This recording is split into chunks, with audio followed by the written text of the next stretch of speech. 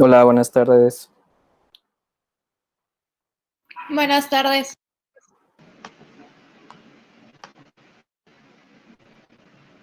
Vamos a darles unos minutitos para que entren.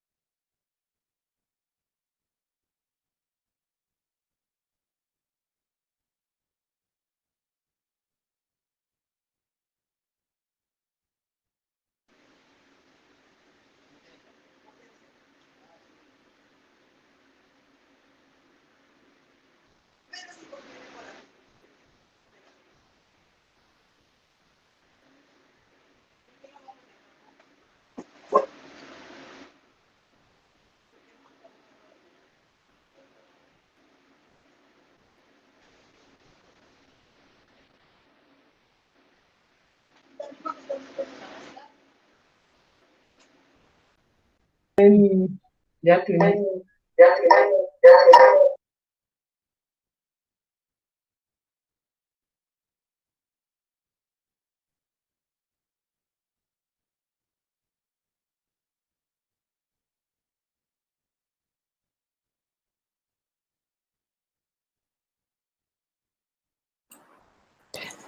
Sí, hola, buenas tardes a los que van llegando. Si pueden poner su nombre completo en el chat para que sea la lista, se los agradecería mucho.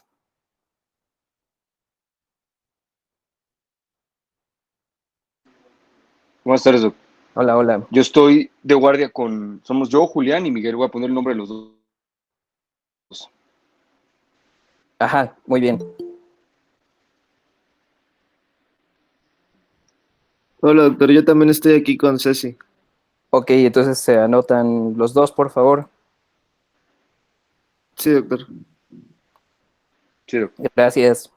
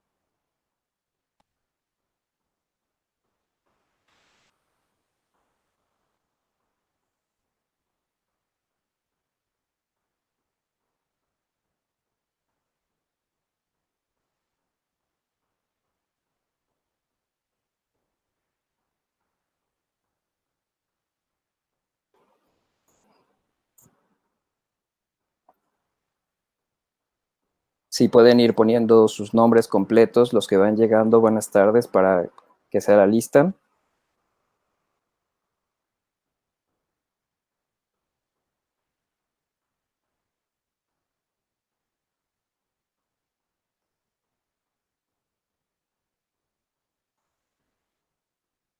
Muy bien, ¿pueden ver la presentación?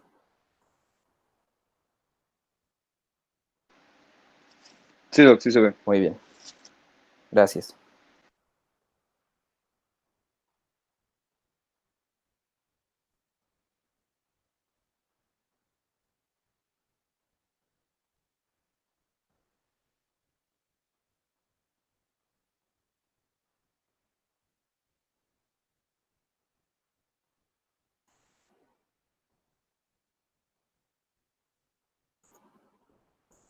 De acuerdo. Pues después de haber visto los sistemas de neurotransmisión y los receptores a los que están asociados, vamos a hablar un poco más a fondo de los neurotransmisores, los principales que serían las las aminas biogénicas o las catecolaminas, ¿no? En este sentido vamos a hablar de noradrenalina, dopamina, serotonina, vamos a hablar de ácido gamma-aminobutírico, vamos a hablar de glutamato y acetilcolina, ¿no? Estos son como los neurotransmisores eh, que principalmente se han estudiado dentro de los aspectos de tratamientos en psiquiatría, ¿no? Aunque obviamente también tenemos cada vez más posibilidades de jugar con otro tipo de receptores, como los de histamina, como los de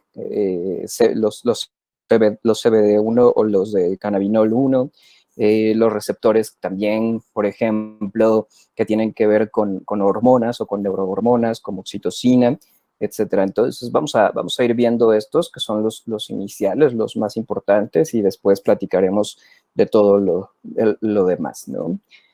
Este es un esquema muy, muy sencillito, básicamente que nos dice lo que sabemos que está asociado, ¿no? La adrenalina principalmente liberada por las glándulas suprarrenales, ¿no? Y dentro del paso a nivel neuronal, pues lo vemos como noradrenalina. Están implicadas en la alerta, el estrés, los sistemas que tienen que ver con la respuesta al miedo, que serían la lucha, la huida, el congelamiento, la concentración. La dopamina, que tiene que ver con estas situaciones motrices para la regulación de los movimientos finos, pero además tiene que ver con el circuito de la recompensa, específicamente con las sensaciones de placer, tiene que ver con los mecanismos atencionales también, tiene que ver con situaciones que están relacionadas a la percepción y al pensamiento. Y bueno, son vías que principalmente las vemos alteradas en los pacientes con esquizofrenia, con psicosis, y que pueden tener ese mecanismo fisiopatológico descrito por primera vez para la psicosis, que sería el estar bañados los receptores por un exceso de dopamina, aunque bueno, ahora sabemos que pueden ser muchas las alteraciones, no solamente de dopamina, sino de otros sistemas de neurotransmisión que pueden estar relacionados con los mecanismos de alucinaciones o ideas delirantes, pero bueno, finalmente dopamina y los bloqueadores de los receptores de dopamina, bueno, pues siguen siendo de los más importantes relacionados al tratamiento de la psicosis, ¿no? Buenas tardes a los que vayan llegando. Si pueden poner, por favor, su nombre completo en el chat para que sea la lista, entonces la tenga yo a la mano. Si hay dos en una misma computadora, también se anotan, ¿no? Pero bueno, aquí andamos. Vamos a empezar la sesión de hoy. Bueno, serotonina, ¿no? Que es pues, la principal vía relacionada con los problemas del estado de ánimo, con problemas del sueño, tiene que ver también con las situaciones del control de temperatura, con el control de la ingesta de alimentos, con la regulación de la respuesta sexual también. Entonces, serotonina está implicada en muchos otros sistemas que no son solamente el estado de ánimo. Y bueno, dentro de las hipótesis que hay de la depresión es una disminución de la cantidad de serotonina o de los mecanismos que están regulando la síntesis o la recepción de la serotonina, y dentro de otros aspectos, un exceso de serotonina o una alteración en los receptores serotoninérgicos también estaría implicado en trastornos como el trastorno bipolar. Y algunas drogas, como los alucinógenos, bueno, tienen el potencial también de aumentar las cantidades de serotonina, la liberación de serotonina, y entonces pues generar propiamente sus efectos de alucinógenos. El ácido gamma aminobutírico, el GABA, ¿no? Es el principal relajante, es el principal neurotransmisor inhibidor en el sistema nervioso central. Es fundamental para todas las funciones que tienen que ver con el control y la regulación, y sus vías están en todo el cerebro, ¿no? No solamente a nivel del cerebelo, que son las vías que regulan la parte de equilibrio o la parte de la marcha, sino también regulan funciones muy importantes como funciones cognitivas. Escucho un micrófono abierto. ¿Alguien tiene alguna pregunta? Si hay preguntas, me lo dicen. Por otro lado, acetilcolina, pues además de que se encuentra en las placas neuromusculares y que está relacionada con el mecanismo contráctil de las fibras musculares, también está relacionado a nivel cerebral con la memoria y el aprendizaje, ¿no? Es uno de los principales pues, candidatos para la situación de tratamientos de problemas cognitivos. En este sentido, los inhibidores de acetilcolinesterasa, como el donepezilo, como la ribastigmina, como la galantamina, pues van a ayudar a aumentar las concentraciones de acetilcolina posinápticas de las neuronas piramidales, y esto nos ayudaría a recuperar hasta cierta medida algunos puntos dentro del mini mental, y sobre todo pues puntos que tienen que ver con atención y con la memorización, así como en la parte de orientación. Y glutamato, aunque también está relacionado con memoria de aprendizaje, pues es el principal activador del sistema nervioso, ¿no? Del sistema nervioso central. Este glutamato se encuentra igual por todas partes en el cerebro, tiene funciones muy distintas también dentro de nuestro cerebro, y la situación aquí es que además de estar relacionado con los sistemas de activación, también está relacionado con el neurodesarrollo, con las situaciones de crecimiento neuronal, y por otro lado, un exceso de glutamato puede ser uno de los mecanismos también para la toxicidad neuronal en aspectos neurodegenerativos, como en esquizofrenia, en trastorno bipolar o en las demencias, que finalmente van a llevar a un estrés oxidativo mucho mayor dentro de la célula, a una activación de los sistemas de apoptosis, como por ejemplo los de la liberación de BCL2 en la mitocondria, que finalmente activan el sistema de complemento y hacen que las neuronas entren en apoptosis y mueran, ¿no? Entonces vemos que de entrada estos neurotransmisores son muy, muy complejos, más allá de estas tablas que son muy sencillas, que nos pone que acetilcolina pues se encuentra en la médula espinal, en el sistema nervioso periférico, en los órganos del sistema nervioso parasimpático, que sus funciones son excitatorias en las sinapsis musculares o inhibitorias en el corazón, que tenemos, por ejemplo, esta situación de que puede haber cuando hay una deficiencia puede haber parálisis, ¿no? Como el curare o como el botulismo, que me imagino que en algún momento de los primeros años de la carrera les hablaron acerca de eso, en fisiología puede ser. El exceso produce contracciones musculares violentas, ¿no? Como en el veneno de la viuda negra, que obviamente aumenta la cantidad de acetilcolina. Y bueno, pues una de las cosas que vemos con medicamentos que son anticolinérgicos, como por ejemplo la paroxetina, como por ejemplo podríamos tener los antipsicóticos o algunos otros medicamentos que vayan a bloquear la cantidad de recepción de acetilcolina que se recibe, pues van a impactar duramente sobre los mecanismos atencionales y de memoria. Entonces, pues paroxetina, por ejemplo, los antidepresivos tricíclicos en pacientes adultos mayores no son la primera opción, debido a que tienen más fallas cognitivas con estos medicamentos. La dopamina, ¿no? pues tiene funciones tanto inhibitorias como excitatorias, ¿no? Principalmente la mayor parte de sus funciones van a ser inhibitorias, sobre todo en el control motriz para la regulación de los movimientos finos. Y bueno, pues sabemos que la deficiencia va a generar la rigidez muscular, los temblores incontrolables, como estaría pasando en la enfermedad de Parkinson.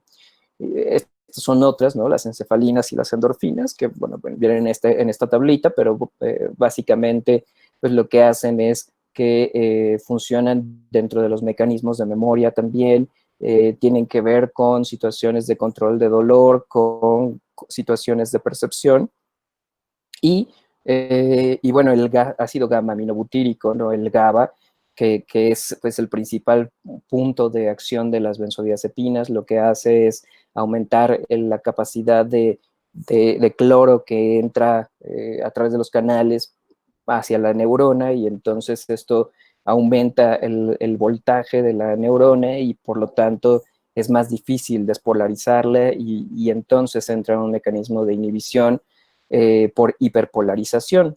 Y bueno, pues este también se encuentra en todo el cerebro, ¿no? En la médula, y bueno, pues es el principal neurotransmisor inhibitorio, así como lo sería el glutamato con el excitatorio. Su deficiencia, la deficiencia de ácido gamma-aminobutírico, pues va a provocar también un deterioro ambiental. Las funciones cognitivas están muy relacionadas con la regulación de GABA. Hay daños cerebelares que alteran o que dañan a las células de Purkinje a nivel cerebelar, y que esto no solamente está relacionado con problemas en la marcha de equilibrio, sino también con grandes déficits cognitivos. Sabemos que los pacientes con esquizofrenia tienen daños a nivel cerebelar, y que estas deficiencias de GABA también generan muchos déficits cognitivos en ellos, ¿no? Y bueno, pues está relacionado con este sistema de anticonvulsión, ¿no? Que establece un umbral para que las personas, pues para que todos no convulsionemos, ¿no? Y finalmente está regulando esta actividad que puede estar desmedida dentro del sistema nervioso.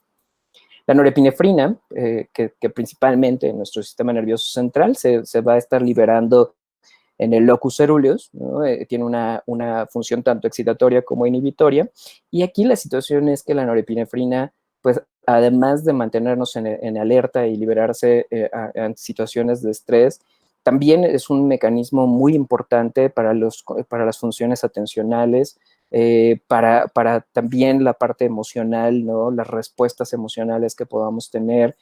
Y otra de las cosas es que es esencial en los ciclos del sueño y la vigilia, como un componente que va a estar disminuyendo su actividad, o va a estar disminuyendo su liberación y síntesis durante la noche en los procesos de sueño, y va a estar aumentando en los procesos de alertamiento. La serotonina, aunque puede jugar un rol como excitatoria e inhibitoria, también es neuromoduladora. Su deficiencia, pues, también está relacionada con la depresión. Su exceso, por ejemplo, con algunos tipos de drogas alucinógenos, está relacionado con estas percepciones alteradas. Y cuando tenemos, por ejemplo, un efecto secundario muy común de los antidepresivos, que es el exceso de liberación de serotonina, o el exceso de serotonina disponible a nivel las vías ascendentes de la médula espinal, pues vamos a tener alteraciones que tienen que ver con la percepción, porque disminuye los estímulos sensoriales, y esto promueve a retrasos, por ejemplo, en la eyaculación, o disminución de la percepción a nivel de los genitales, ¿no? Aunque también este proceso puede servir en personas que tengan alteraciones como eyaculación precoz, y que les puede ayudar, obviamente, a retrasar el periodo de la eyaculación. Entonces, estos son los sistemas de neurotransmisión. Melissa, si puedes anotar tu nombre completo en el chat, te lo agradecería. Y bueno, vamos a darle continuación. Dentro de los sistemas de dopamina tenemos varias áreas que van a estar regulando la liberación de dopamina. Para la parte motriz, dopamina va a estar liberándose en el putamen, en el núcleo caudado. Se va a liberar también en la sustancia negra del mesencéfalo. Y para las funciones propiamente del circuito de recompensa, la dopamina va a estar liberándose en el área tegmental ventral y en el núcleo accumbens. Es muy importante esta zona porque son las zonas que van a recibir los estímulos de las drogas, de las sustancias adictivas, y esta área tegmental ventral y núcleo accumbens van a estar liberando entonces dopamina que va a estar estimulando el cerebro, y en esta estimulación va a dar una sensación muy importante de placer. Y estas vías, como podemos ver, no solamente van hacia alguna zona en específico, sino van hacia todo el cerebro, ¿no? Los procesos atencionales que están relacionados principalmente con la liberación de dopamina, cumple su función a nivel frontal, ¿no? A nivel del córtex orbitofrontal, a nivel de la corteza ventromedial o prefrontal dorsolateral. Y además de ello, bueno, pues vamos a tener que también hay respuestas que van a estar asociadas a la parte autonómica del placer, que van a ir directamente hacia la glándula hipófisis, hacia el hipotálamo, y entonces se van a estimular estas situaciones del deseo. El hipocampo va a estar relacionado también con estas vías dopaminérgicas que van a llegar a él, y entonces va a asociar una sensación placentera o una situación también de déficit que puede producirse, por ejemplo, en los aspectos de abstinencia a las drogas.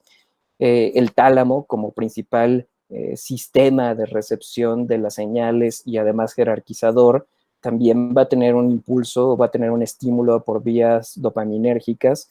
Y bueno, estas vías dopaminérgicas juegan un rol fundamental en este circuito del placer. Hay otras vías, ¿no? Las vías tuberomamilar y tuberoinfundibular, que juegan un rol también muy importante en los sistemas perceptuales, y que al estar obviamente alterada la transmisión dopaminérgica, va a estar generando alteraciones del pensamiento o alteraciones de la percepción, como alucinaciones o ideas delirantes, principalmente hacia las vías que van hacia la corteza frontal, que es donde se va a estructurar el pensamiento concreto como tal. Bueno, esta es la vía dopaminérgica. La vía noradrenérgica, ¿no? El principal punto o sitio de regulación y de liberación va a ser el locus ceruleus, ¿no? El locus ceruleus se encuentra a nivel de la médula espinal, ¿no? O a nivel del bulbo, perdón, y en estas vías van a estar relacionadas principalmente, igual que con todas las vías cerebrales, con el estado de alertamiento. Entonces tienen un contacto directo y una vía de entrada y de salida del locus ceruleus hacia la amígdala, que son muy fuertes, todo este sistema que está regulado por el circuito del miedo, y que entonces la amígdala, al estar evaluando los estímulos externos, ver la valencia que tienen, si la valencia es positiva o negativa, si el estímulo es intenso o no es intenso, va a estar conduciendo señales que van a ir hacia el locus ceruleus, y este locus ceruleus, al liberar noradrenalina, va a estar generando esta hiperactivación como respuesta o para responder ante las situaciones peligrosas, ¿no? Además de ello, la noradrenalina juega un papel muy importante dentro del sistema espinal, como un sistema también de activación y regulación del sistema reticular activador ascendente. Y el sistema reticular activador ascendente es propiamente este sistema que regula nuestro potencial eléctrico para activar las señales neuronales, y que esto nos conduzca a poder entonces mantener un estado de despierto y un estado y un estado de alerta, ¿no? Sabemos que cuando hay lesiones a nivel del sistema reticular activador ascendente o a nivel de las vías del locus ceruleus, vamos a tener un estado de hipoalerta o de disminución de la alerta, y en algunos casos, dependiendo de la sección y el daño que sea, podemos llegar hasta el coma o a un estado vegetativo persistente si es más elevado el daño a nivel mesencefálico, pero que finalmente esté dando lesiones de vías noradrenérgicas también, así como, bueno, pues de las vías glutamatérgicas. Por otro lado, los núcleos del RAFE, que aquí nos ponen este esquema, que es un núcleo, son 3 a 5 núcleos principalmente que están relacionados con una liberación hacia la neocorteza y hacia el sistema límbico, y otras que van a mandar señales propiamente hacia la médula espinal, ¿no? Regulando estas sensaciones dolorosas. Y bueno, como podemos ver también, la serotonina va a tener un contacto con el estriado, con el cíngulo, con la corteza, que va a estar dando principalmente esta interpretación de los estímulos no solamente placenteros, sino alegres y que den felicidad. Y además está relacionada con aspectos que tienen que ver con motivación, no solamente dopamina, sino también serotonina está relacionado con ello, con regulación de temperatura del hambre, por las vías que van hacia la vía hipotalámica, ¿no? Para también otros tipos de respuestas, como esta parte de sentir pues, felicidad o mariposas en el estómago, que tienen que ver con estas vías hipotalámicas, con la sustancia gris periacueductal, que también va a estar señalando todos estos sistemas del sistema autónomo, perdón, y que entonces va a estar regulando los estados de ánimo desde este punto de vista.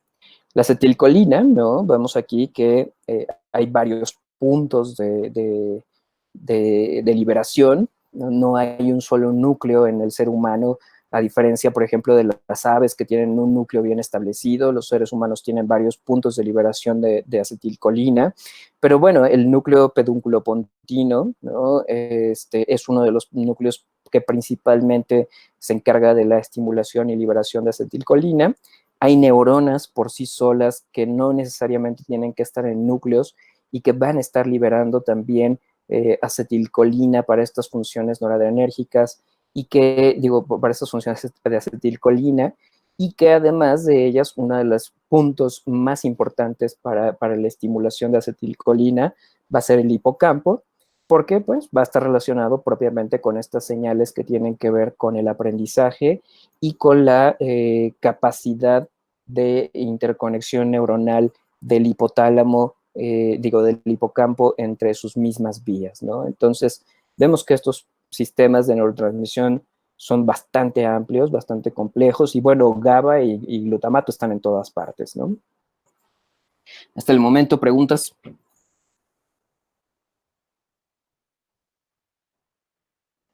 No por el momento, Doc. Ok.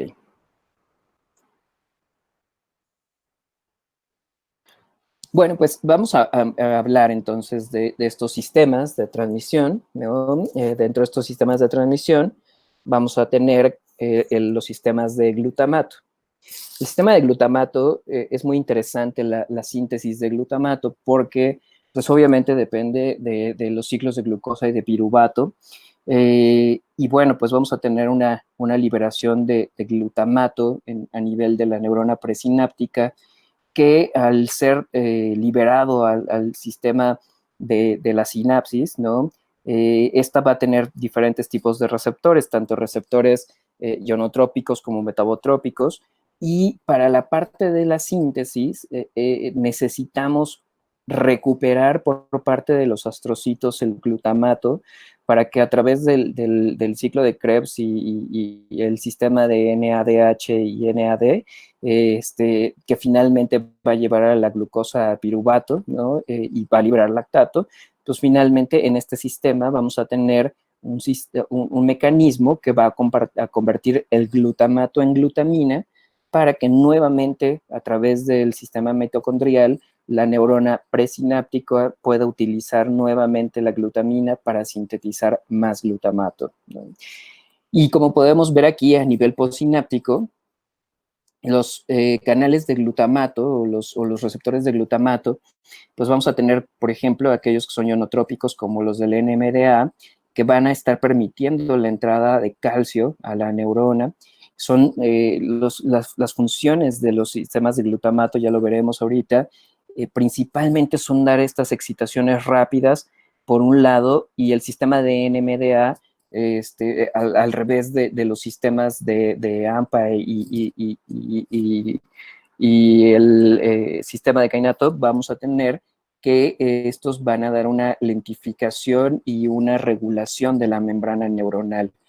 Finalmente, lo que vamos a hacer con ellos es activar los sistemas de calcio intracelular que van a llevar a una activación de la calcio-calmodulina y estas van a activar este sistema de óxido nítrico sintetasa que va a producir óxido nítrico como tal y que va a tener además una difusión pasiva de la neurona posináptica hacia el espacio sináptico nuevamente y hacia el interior de la célula y va a dar una retroalimentación a esta neurona para señalar las cantidades de óxido nítrico y obviamente señalar el funcionamiento de la neurona.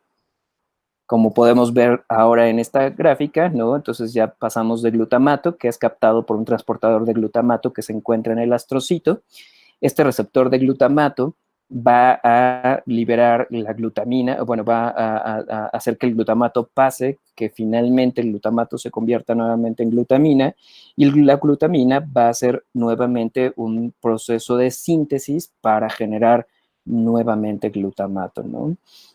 En este sentido, vamos a tener que vamos a tener varias vías, ¿no? El óxido nítrico, por ejemplo, va a activar a las vías de GTP dentro de la neurona presináptica, que va a activar a los sistemas de fosfoquinasas y que, bueno, va a estar regulada por AMP cíclico para finalmente tener estos efectos fisiológicos dentro de la neurona presináptica, que sería la regulación o la autorregulación también de sus vías de señalización y principalmente la actividad que tiene que ver con la conductancia y con las descargas membranales. Cuando pasa a la neurona posináptica, vamos a tener estos diferentes tipos de receptores, ¿no? Principalmente los ionotrópicos que van a ser canales, que van a jugar con calcio, como ya habíamos hablado del receptor de NMDA, pero vamos a tener otros, ¿no? Que son metabotrópicos y en estos va a estar implicado el sistema de proteínas G que van a estar activándose y que van a generar principalmente un sistema de aumento de neurotransmisores y de la síntesis de proteínas a nivel membranal, ya sea para el uso de proteínas transmembranales o el uso de proteínas intramembranales. Entonces, si vemos aquí los receptores sinotrópicos de glutamato, tenemos a los de AMPA, ¿no? Que es el alfa-amino 3 hidroxi 5 metilo 4 isoxazolpropiniónico, ¿no?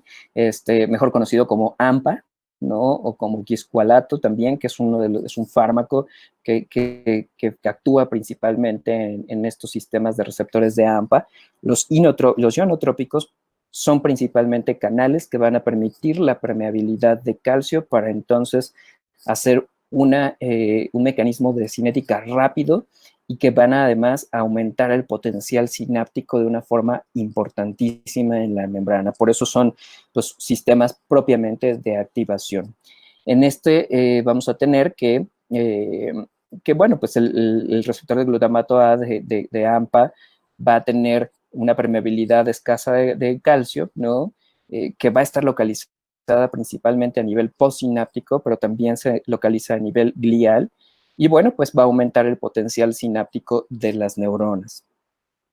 Sabemos, por ejemplo, que el receptor de NMDA, que es el N-metil de aspartato, está formado por 7 subunidades, ¿no? También es un canal, y va a ser de cinética lenta, a diferencia de los otros dos, del de cainato y del de AMPA.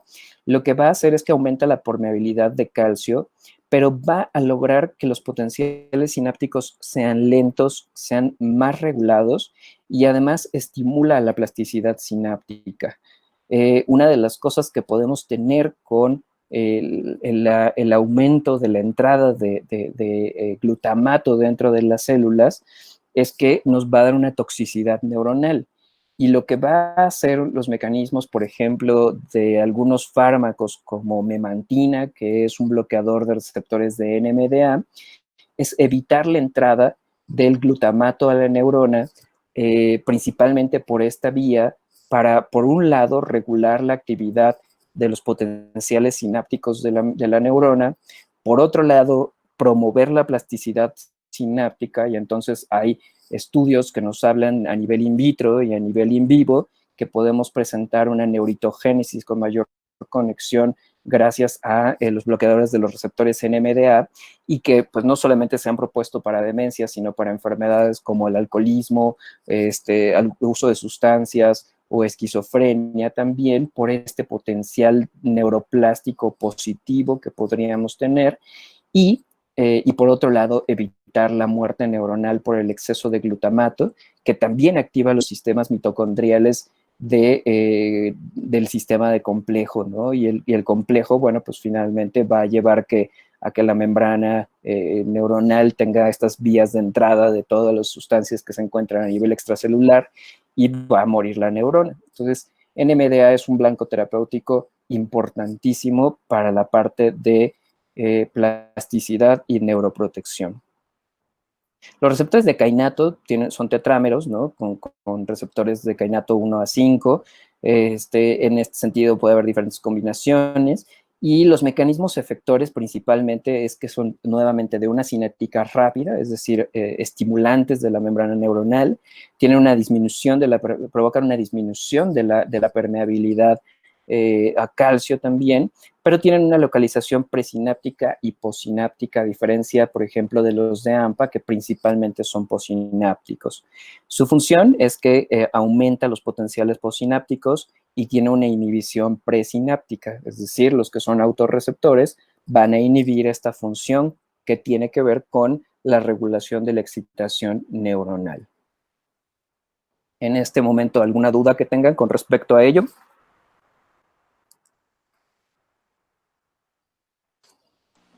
No, doctor, gracias. Bueno. No, doctor, todo bien. Muy bien. Pues por otro lado tenemos a los receptores metabotrópicos, ¿no? ¿Qué es lo que van a hacer los metabotrópicos? Los inotrópicos van a aumentar o disminuir la velocidad de los impulsos eléctricos a nivel neuronal. Estos lo que van a hacer principalmente es que van a estar asociados a proteínas G y todos estos sistemas van a actuar, el grupo 1, que son dos grupos, ¿no? Grupo 1 y grupo 2 y 3, ¿no? Ahí es 2 y 3, luego se lo cambio para que le suba a la presentación. El grupo 1 va a estar asociado principalmente a señales de calcio intracelular y a fosfolipasa C. Y bueno, pues estos van a tener una localización posináptica que va a aumentar la permeabilidad nuevamente a calcio. Y la vía de los grupos 2 y 3, ¿no? Que se comportan como un solo grupo, van a tener una localización presináptica que van a reducir la activación sináptica, es un sistema de autorregulación, pueden ser autorreceptores también, y en este sentido, estas vías de denilato ciclasa que van a cambiar el ATP-AMP cíclico, vamos a tener que en estas vías vamos a tener una regulación de control interno, que sería principalmente la síntesis proteica, y entonces los receptores metabotrópicos van a favorecer esta síntesis de proteínas a nivel de las neuronas posinápticas y una regulación a nivel de las neuronas presinápticas. Bueno, pues aquí están, ¿no? Los grupos, cómo se unen todos estos grupos, cómo genéticamente tenemos diferentes subunidades, las de NMDA, las de AMPA, las de kainato, y además de ello tenemos pues, los metabotrópicos grupo 1, 2 y 3, 2 y 3 se comportan muy de la mano, ¿no? Y vamos a ver cómo principalmente AMPA va a ayudar al ingreso de sodio dentro de la neurona para aumentar la capacidad del potencial de acción, a diferencia de lo que lo haría GABA, ¿no? Que el punto con GABA en específico sería la regulación de estos sistemas para que entonces, a diferencia de que entre sodio, entre cloro y entonces se hiperpolarice la membrana. Por otro lado, en los receptores de NMDA vamos a tener que actúan por otros sistemas que también son la entrada de sodio y de calcio para este mecanismo regulatorio de la membrana, y vamos a tener también que promueven la salida de magnesio, ¿no? Uno de los mecanismos y de los sistemas, de los puntos que debemos de tener mucho cuidado siempre con receptores de glutamato es la hiperactivación de las neuronas y por lo tanto el aumento del potencial convulsivo. Vamos a tener además de ello que glicina puede estar estimulando los receptores también de NMDA por esta capacidad que tiene de neuromodulación, y principalmente sus sistemas que van a estar jugando un rol fundamental para poder activar y para poder modular a la neurona, pues van a ser los de los sistemas de calcio, ¿no? Los sistemas que van a estar regulando todo el sistema de calcio calmodulina 2 y que finalmente van a permitir estas situaciones de regulación de la actividad neuronal. Vemos, por ejemplo, aquí que las vías de ERK, RAF y MEC están muy relacionadas con estos sistemas mitocondriales que ya les había comentado, y estos sistemas mitocondriales están finalmente relacionados con la muerte neuronal, y los sistemas que tienen que ver con RAC, ¿no? Y HRAS y otros sistemas también van a estar relacionados con el desarrollo o la liberación del factor de crecimiento derivado del cerebro, y por lo tanto vamos a tener que nuestras neuronas tienen una ventaja de tener glutamato, tanto para la parte de la estimulación como una desventaja al tener un exceso de glutamato por esta capacidad de activar las vías de apoptosis y entonces producir una muerte neuronal. Y los receptores metabotrópicos, ¿no? que hemos hablado, que son principalmente relacionados con proteínas G, dos de ellos que son activadores, ambos que son activadores, y uno es posináptico, el del grupo 1, y otros que son presinápticos, que serían los del grupo 2 y 3, que van a regular la función de la neurona glutamatérgica. Entonces, si vemos, este sistema de glutamato es complejo, es un sistema importantísimo, va a estar regulando todas las actividades de estimulación del cerebro y va a estar muy relacionado con los sistemas o los mecanismos de neurodesarrollo, neuroplasticidad, pero también vamos a tener que proteger a las neuronas en algunas situaciones neurodegenerativas por el exceso de glutamato y estos sistemas de apoptosis que pueden estarse estimulando. Si ustedes ven en esta gráfica, además, este astrocito tiene esta proteína que se llama S100 beta, ¿no? Y esta proteína S100 beta está relacionada también con la regulación de la cantidad y el estímulo de glutamina que se va a estar liberando del astrocito, y en este sentido hay un nuevo fármaco que es un anticuerpo policlonal, que me imagino que ya se los han presentado, que se llama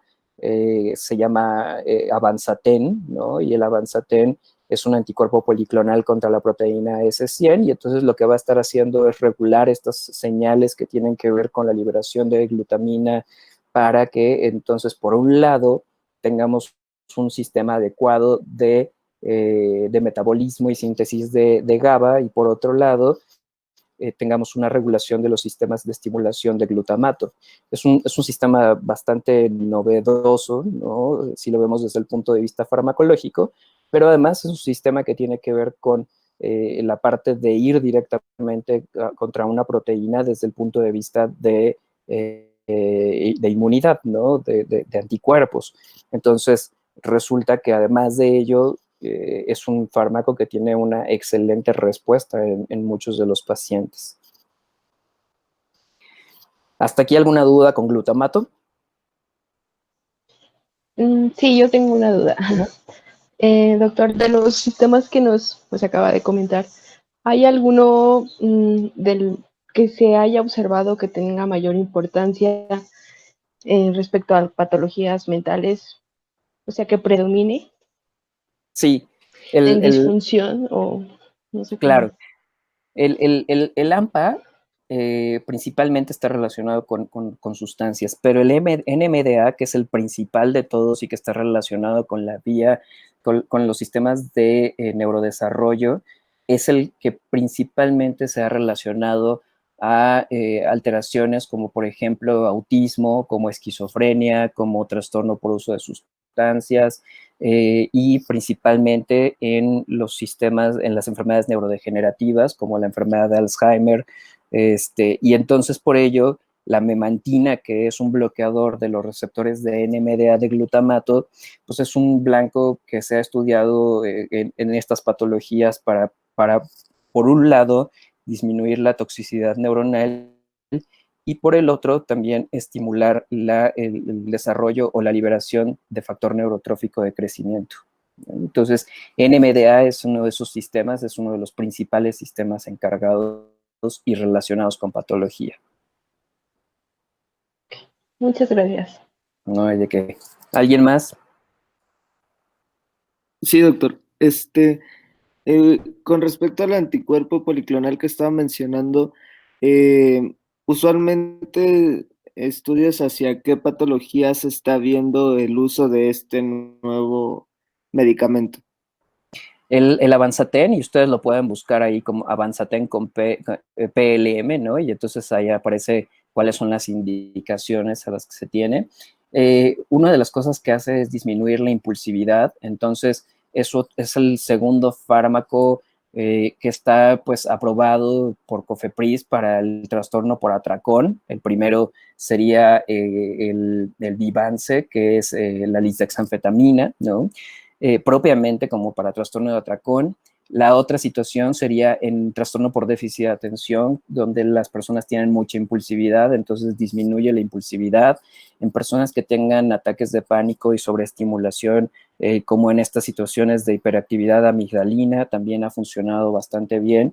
Entonces es un muy buen regulador, es un buen modulador y bueno, pues sería bueno que en algún momento empezáramos a mirar un poco más a estos medicamentos que van a ir dirigidos principalmente como anticuerpos a proteínas y ver cuál va a ser obviamente también el camino a largo plazo de ellos, porque lo que además se piensa y se ha visto en estudios in vitro es que genera fenómenos de neuroplasticidad que son positivos para la regulación de las vías propiamente involucradas con glutamato y GABA.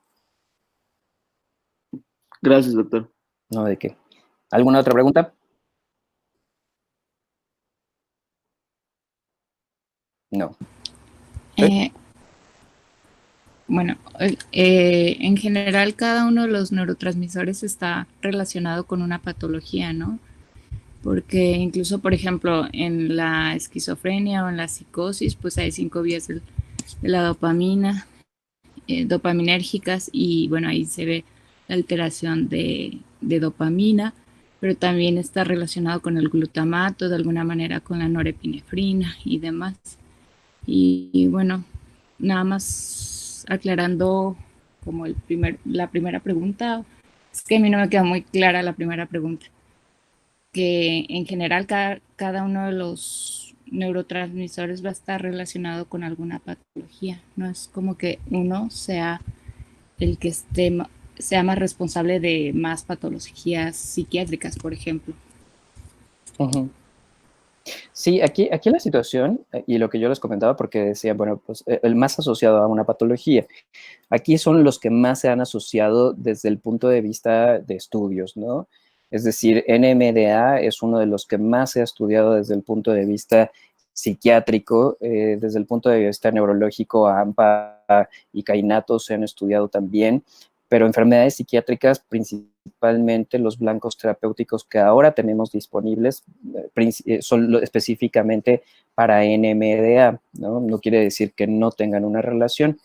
La otra situación, sí, efectivamente, eso lo mencionamos al inicio de la sesión, que no podemos, obviamente, decir que hay una hipótesis monoaminérgica para los trastornos mentales. Sabemos que las hipótesis de monoaminas pues fueron de las primeras que se hicieron y entonces todo le apuntaban a dopamina o todo le apuntaban a serotonina para diferentes enfermedades. Ahora sabemos que todos los sistemas de neurotransmisión están jugando un rol fundamental para todas las patologías, ¿no?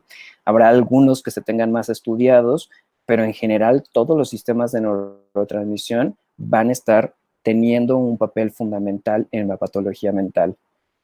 podemos decir un ejemplo muy básico, ¿no? El ejemplo de la dopamina en los sistemas de recompensa, que tiene que ver con las alteraciones de la motivación y que tiene que ver con las alteraciones del placer, que se presentan principalmente en personas con esquizofrenia, pero también con depresión, ¿no? Entonces, las personas con apatía, con anedonia, con alteraciones motivacionales, van a estar relacionadas a un sistema afectado de la parte dopaminérgica, y que además estos sistemas dopaminérgicos van a ser estimulados por vías noradrenérgicas también. Entonces, en este sentido, vamos a tener que la relación de neurotransmisores para las enfermedades es muy amplia y que una patología no puede describirse por un solo neurotransmisor. Gracias por la aclaración. ¿Algún otro comentario más?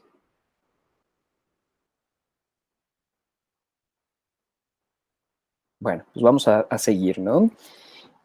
Con respecto a la síntesis de GABA, bueno, pues necesitamos el ácido glutámico para que después de ello, propiamente, ¿no? Sea captado por las neuronas y entonces, gracias a la descarboxilasa de ácido glutámico, pues vaya a ser convertido en ácido gamma-aminobutírico. Este ácido gamma-aminobutírico, como principal neurotransmisor inhibidor del sistema nervioso, pues va a estar en todas partes del cerebro, ¿no? Y como habíamos dicho, no solamente a nivel cerebelar. El primer paso sería convertir el GABA, ¿no? La liberación de GABA, y obviamente va a haber una recaptura y una autorregulación también de los sistemas de GABA hacia las mismas neuronas, porque entonces si estamos inhibiendo, necesitamos inhibir a esos sistemas de inhibición para que dejen de inhibir, ¿no?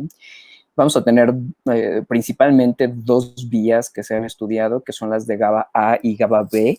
Hay un sistema tercero que se llama GABA C, que es mucho menos estudiado, que tiene respuestas algo diferentes a las que tendrían GABA A y GABA B como neuroinhibidores, ¿no?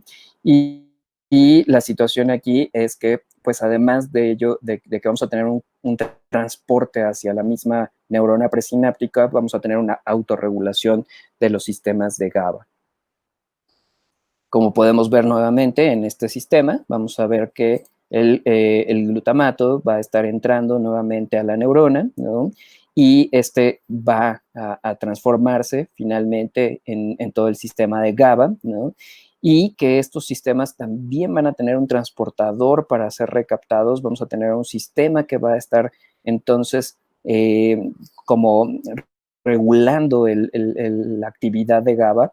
Y como podemos ver aquí, ¿no? Algunos medicamentos como el baclofeno, como el mucimol, pues van a tener esta actividad de retroestimulación de GABA, y entonces al ser estimulados van a inhibir a las neuronas GABAérgicas y tienen un potencial, obviamente, de convulsionar, ¿no? De generar crisis convulsivas en un exceso.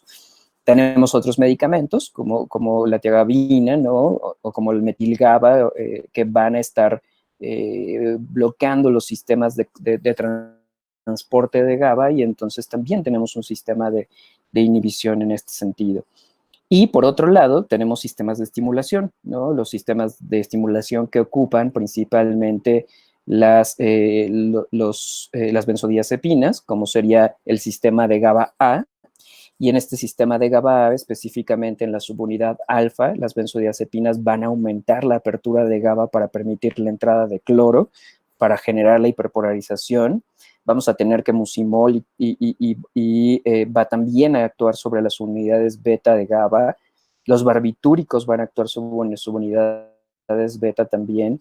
El cloro propiamente va a estar ingresando, y entonces una de las cosas que tenemos como funcionamiento será el incrementar esta hiperpolarización neuronal y evitar entonces que tengamos una capacidad neuronal de poder descargar. Como podemos ver aquí en los sistemas de GABA B, ¿no? Los sistemas de GABA B funcionan con sistemas de proteínas G, que junto con adenilato ciclasa y AMP cíclico también va a regular las respuestas internas a nivel neuronal, pero el que vamos a estar ocupando de batalla dentro de nuestras tareas farmacológicas, ya sea por anticonvulsivantes, en algunos casos que van a actuar a nivel de los canales GABA, como por ejemplo pregabalina o gabapentina, o como las benzodiazepinas, que van a estar obviamente actuando sobre estos receptores de GABA A en la unidad alfa, pues van a ser fármacos que se utilicen frecuentemente. Uno de los problemas que tenemos también es que la cantidad de factor de crecimiento neuronal va a disminuir por un exceso de GABA, y entonces tenemos también alteraciones atencionales, alteraciones mnésicas por un exceso de GABA.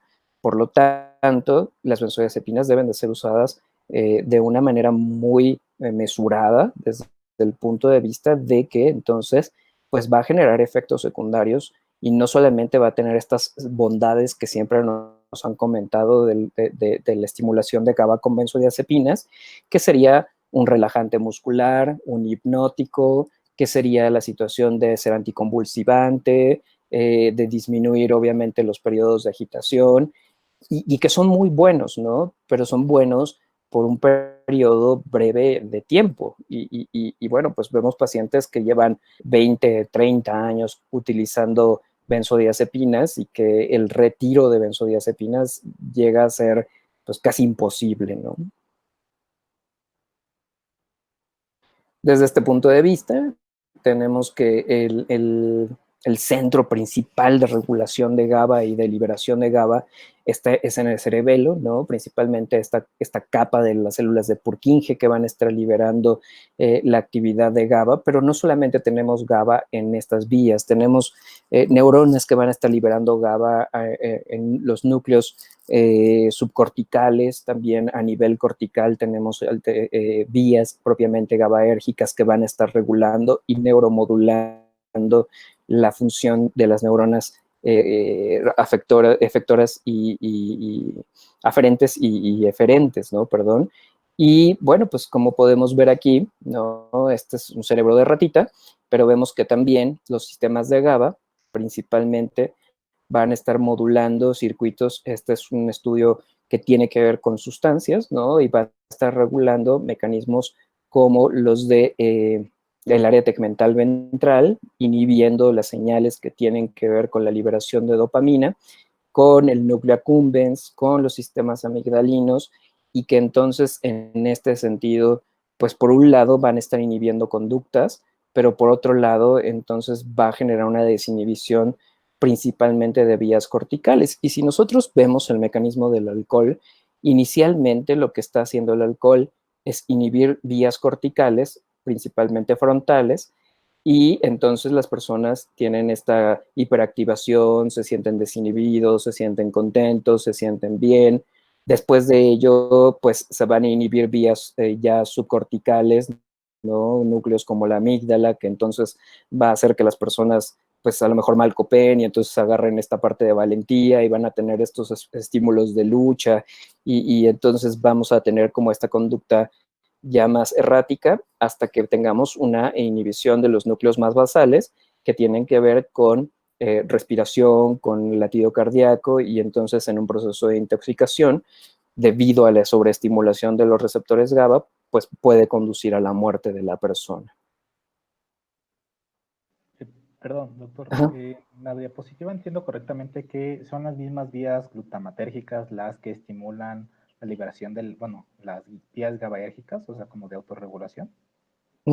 Esto es una buena pregunta porque no hay vías que no tengan glutamato y no hay vías que no tengan GABA, ¿no? O sea, generalmente todas las que tengan glutamato también van a tener vías GABAérgicas y van a ser un sistema de ida y de vuelta. Aquí lo importante y lo que nos señala este esquema, ¿no? Es efectivamente que no solamente hay un sistema de inhibición, como serían estos de los sistemas de GABA, sino también tenemos un sistema glutamatérgico que va a estar activando de ida y de vuelta, ¿no? Porque yo necesitaría activar el sistema del área tegmental ventral, que es esta en específico, pues para tener situaciones de placer.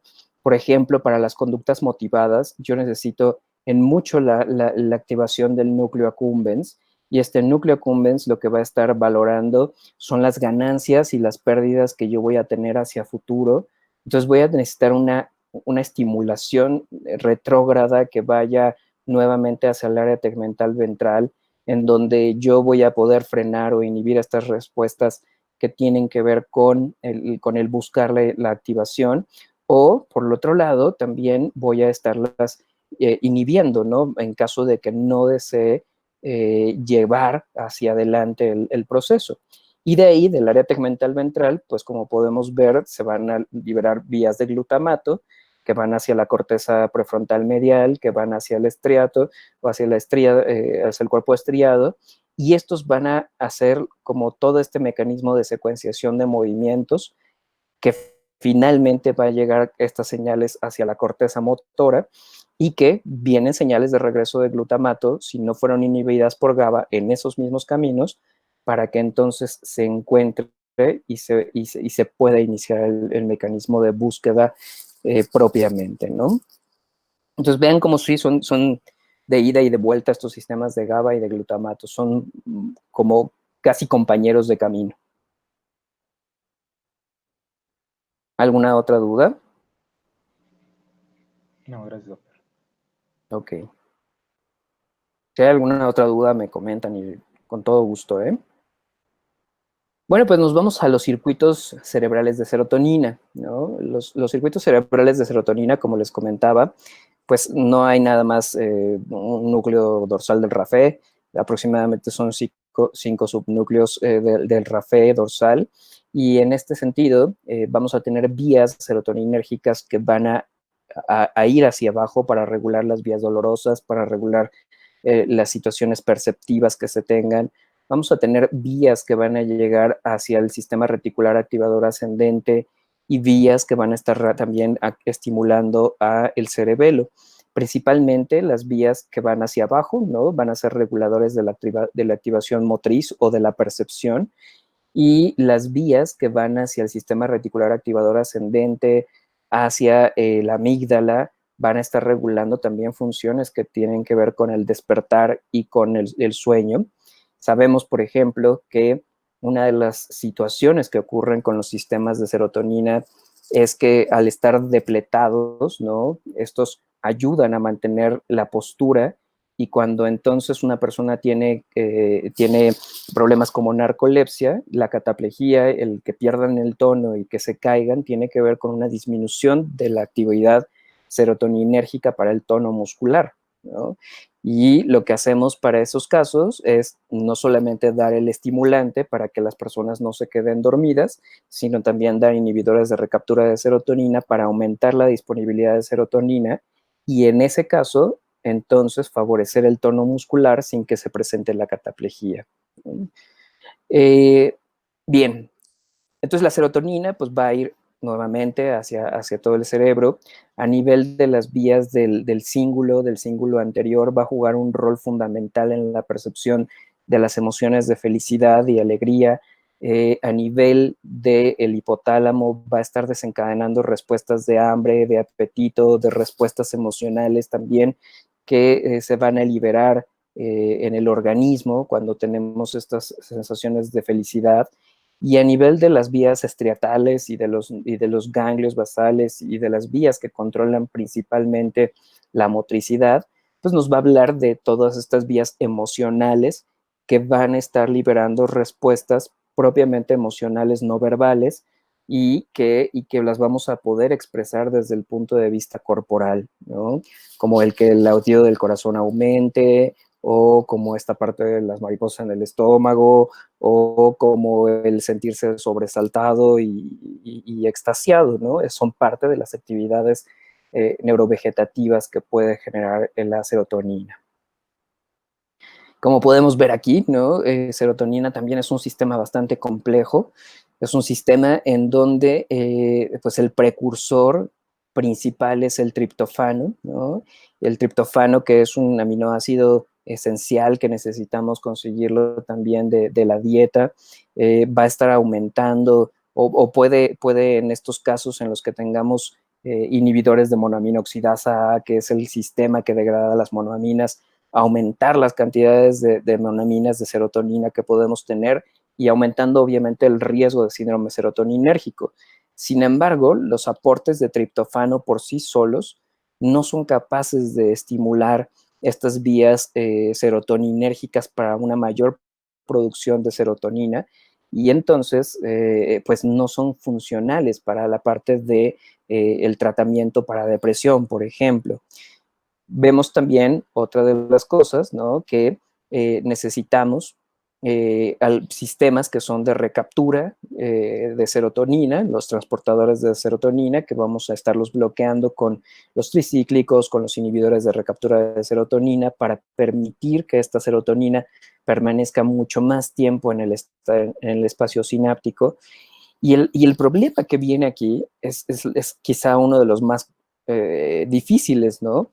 Que serotonina es serotonina, ¿no?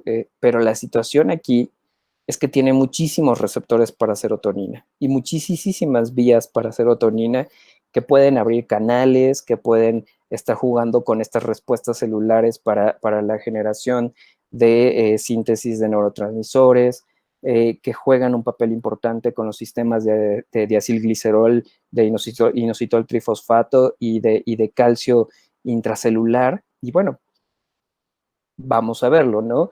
Entonces, del triptofano pasa con triptofano hidroxilasa hacia 5-hidroxitriptofano y con el descarboxilasa de 5-hidroxitriptofano, pues vamos a tener a la 5-hidroxitriptamina, que propiamente es la serotonina.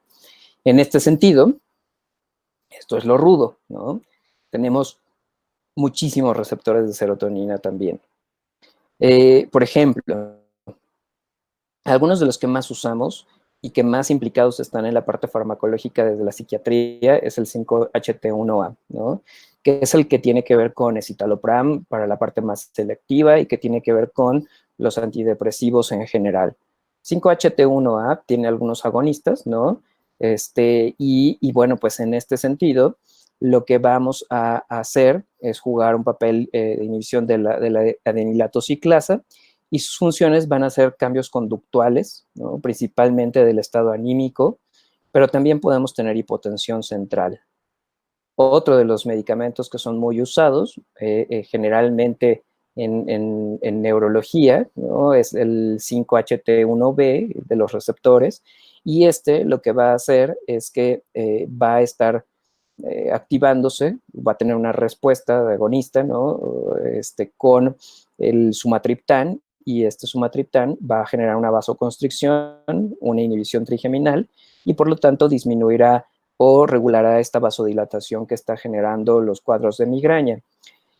Después de ello, tenemos algunos otros receptores, por ejemplo, el de 5-HT1C, que debe de estar por aquí está el 5-HT2C, ¿no? Como podemos verlo aquí, va a estar regulando principalmente los mecanismos de erección y va a estar regulando, que tiene que ver con, obviamente, el sistema parasimpático, va a estar estimulando los sistemas de fosfolipasa C que son necesarios para que entonces estas vías de óxido nítrico a nivel del músculo liso de los genitales pueda generar esta vasodilatación, y entonces va a estar regulando este tipo de respuestas sexuales, ¿no?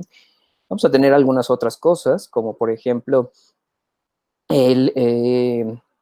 los que tienen que ver con el estado de ánimo principalmente, que son el 5-HT1C, que no está por acá, y luego los nuevos, ¿no? Los que tenemos, por ejemplo, ahora que vemos con este fármaco que se llama vortioxetina, que son fármacos que van a actuar sobre diferentes tipos de receptores de serotonina y que van a estar promoviendo la regulación de la síntesis de factores de crecimiento y que van a estar jugando un papel fundamental también en el estado de ánimo, pero que tienen muchas respuestas también negativas, como por ejemplo las náuseas, ¿no? Que pueden generar también molestias intestinales o que pueden generar, por ejemplo, efectos de alteración del ritmo cardíaco, y que entonces en ese sentido vamos a tener un problema por esos efectos secundarios. Vemos aquí que el 5-HT6, ¿no? Es el que principalmente de los receptores de serotonina está regulando la consolidación de la memoria y es uno de los que es usado y que se ha propuesto como blanco terapéutico para mejorar los efectos propios de la depresión desde el punto de vista de impacto sobre el estado cognitivo, ¿no? Y que, bueno, han tenido una respuesta adecuada y que han generado pues una mejoría en largo plazo, porque además hay que generar todos estos mecanismos de regulación adecuadas y de regulación de receptores para que se consolide la memoria. Entonces vean cómo en este sentido tenemos muchísimos fármacos, ¿no?, que van a estar jugando un papel importantísimo dentro de estos sistemas. Muchos de ellos van a ser usados en neurología para la regulación del tono muscular de los vasos sanguíneos. ¿Alguna duda con la parte de serotonina?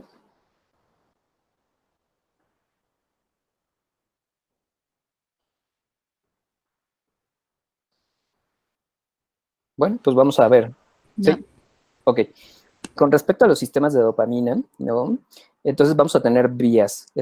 Estas vías que van a estar liberando del área tegmental ventral, ya lo habíamos hablado, ¿no? Las vías tuberomamilares y tuberoinfundibulares también, y las vías de sustancia negra que van a estar regulando hacia el núcleo caudado y hacia el putamen esta actividad fina de la motricidad.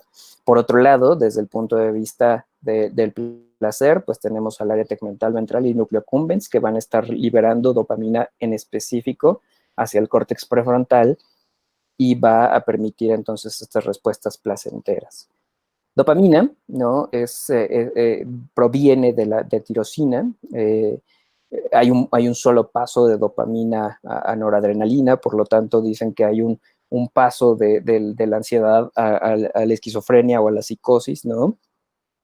Y si lo vemos desde el punto de vista, pues aunque no propiamente sea así de sencillo el sistema, ¿no?, porque sabemos que hay otros neurotransmisores implicados, pero ¿cuántas personas con esquizofrenia tuvieron previo al episodio psicótico, al inicial, un trastorno de estrés postraumático, o cuántas personas de ellas tenían como una personalidad muy neurótica antes de presentar una psicosis, ¿no? No solamente como esta predominancia esquizoide de personalidad, sino ser muy reactivos y que entonces estas personas siempre estuvieran como hiperalertas y que entonces lo único que faltara era la desregulación de los sistemas perceptuales y del pensamiento, ¿no? Entonces, por eso dopamina y por eso la parte de ansiedad y psicosis está muy relacionada, y entonces se toma esta idea de entre noradrenalina y dopamina hay un paso. Como podemos ver aquí, en este sistema de inhibición de las vías, por ejemplo, la reserpina va a estar disminuyendo la liberación de las vesículas de dopamina, ¿no? El bupropión, que es uno de los medicamentos que está relacionado con el dejar de fumar, con la situación de tener más energía, va a bloquear la transportación de dopamina, ¿no? Y bueno, pues algunas sustancias como la anfetamina y la cocaína van a permitir que este transportador de serotonina esté bloqueado, bueno, y entonces así permitir que haya más tiempo de la sustancia y de la dopamina en estas vías. Estas vías además regulan otros sistemas que tienen que ver con el hambre. Hay un sistema que se llama CART, que es hipotalámico, y este se va a estar liberando con la presencia de cocaína y de anfetaminas, y entonces eso va a producir una disminución importante del apetito, y es por eso que estas sustancias como anfetamina y cocaína son anorexigénicas, ¿no? Y que también, por ejemplo, algunas otras como el bupropión también promuevan a que las personas disminuyan de peso o disminuyan la impulsividad para comer. Desde otro punto de vista, vamos a tener que algunos son liberadores y que algunos son estimulantes. Por ejemplo, el pramipexol lo que va a estar haciendo es que va a estar ayudando a esta liberación y estimulación de los receptores de dopamina. Es un medicamento que está relacionado o que se utiliza para enfermedad de Parkinson, y gracias a ello, entonces se tiene una cantidad de dopamina suficiente a nivel del espacio sináptico en la sustancia negra del mesencéfalo para permitir que los movimientos o las alteraciones de los movimientos en la enfermedad de Parkinson sean reguladas. Vamos a tener que a nivel sináptico también vamos a encontrar, ¿no?, a las enzimas de MAO que van a jugar un rol importante en la cantidad de dopamina y la catecolamimetiltransferasa, ¿no?, que también va a estar regulando cantidad de dopamina. Dopamina tiene también un rol como canal iónico, como proteínas asociadas a proteína G, con sistemas de segundos mensajeros de adenilato ciclasa, como los que hemos visto. Y bueno, si nosotros vemos en este sentido, de la tirosina, ¿no?, vamos a tener a L-Dopa, ¿no?, que va a ser como este precursor de la dopamina, que además, bueno, pues L-Dopa es utilizado como un medicamento externo para ser un precursor de dopamina en enfermedad de Parkinson. Y bueno, pues vamos a tener además que algunos marcadores como los de la COMT y su actividad en MAO van a liberar el ácido homovanílico, y este ácido homovanílico va a ser un punto muy importante para estar revisando el funcionamiento propio de estas moléculas que van a estar activando dopamina, y que entonces gracias a ellos vamos a tener una vía pues de síntesis, además de funcionamiento adecuado de la dopamina. Una vez que lleguemos allá, ¿no?, vamos a tener que esta dopamina pues se va a transformar en norepinefrina, y de la norepinefrina vamos a tener una nueva transformación a epinefrina. Entonces, este es el camino que seguiríamos, y por eso pues solamente hay un paso, ¿no? Eres muy ansioso, te vas para atrás y entonces ya te psicotizas. Desde el punto de vista del funcionamiento, pues lo que nosotros generalmente bloqueamos son los receptores D2 de dopamina, ¿no?, que son aquellos que se encuentran en el núcleo caudado, el putamen, el accumbens y el tracto olfatorio. En este sentido, los receptores de dopamina D2 van a jugar un papel fundamental en la parte de los fenómenos perceptuales y en el pensamiento, y por eso podemos ser capaces de regular estímulos como alucinaciones o ideas delirantes. Pero tenemos otra serie de receptores de dopamina, por ejemplo, los D5, que van a estar actuando en el hipocampo, que también van a servir para la fijación de memoria, y en el hipotálamo, y algunos otros, como por ejemplo el D1, el D3 y el D4, ¿no?, que van a estar relacionados principalmente con sistemas de regulación motriz y con sistemas de percepciones de placer.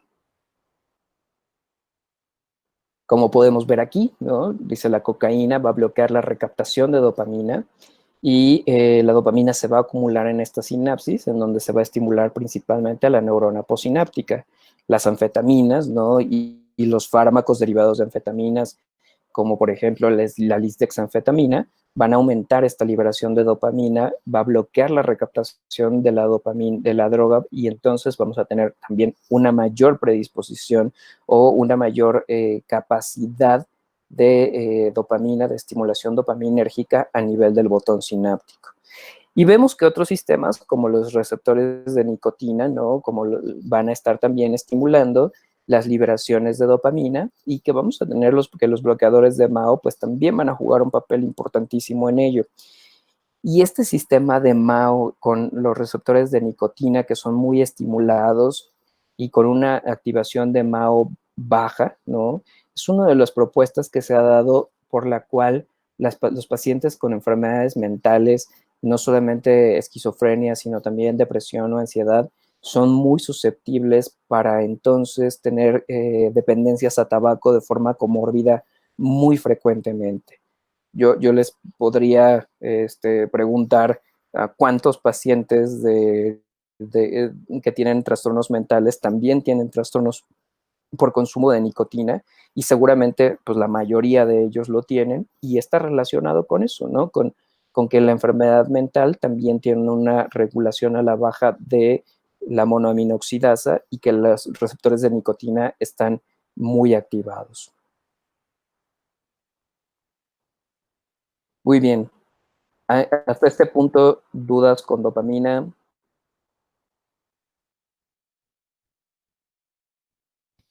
No, doctor. Ya una vez que veamos todo esto, una de las cosas a las que vamos a ir, ya teniendo como todo este bagaje desde el punto de vista de áreas cerebrales, de la parte genética, de la parte de neurotransmisores, de los sistemas que están ocupando para tratamiento, bueno, pues nos vamos a ir a la fisiopatología, que eso lo van a ver en otro tema o en otra materia específicamente, pero vamos a empezar a tocar ya temas como específicamente fisiopatológicos para que entonces veamos cómo los fármacos van a ir jugando un papel y su rol en este tipo de receptores y que veamos entonces para qué sirven, ¿no? Hacia dónde van a ir dirigidos y cuáles van a ser sus funciones. Bueno, pues el circuito de la noradrenalina, como habíamos hablado, pues su principal el sitio de liberación es el locus coeruleus, ¿no? Y va a ir hacia diferentes zonas y tiene que ver con estrés, con ansiedad y con sistemas de hiperactivación. Vamos a ver que la noradrenalina tiene muchos tipos de receptores, los receptores adrenérgicos, alfa y beta adrenérgicos, ¿no? Sabemos que son como los más importantes. Vamos a tener que vienen nuevamente de la tirosina y entonces esta conversión de dopamina finalmente a noradrenalina y que esta se va a convertir al final en este sistema que tiene que ver con epinefrina también, ¿no? Con adrenalina.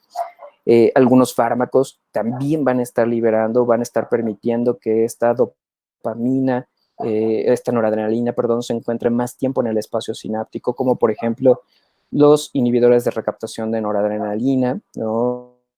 Que sería propiamente la reboxetina, o la decimipramina, que son fuertemente inhibidores de la transportación de serotonina.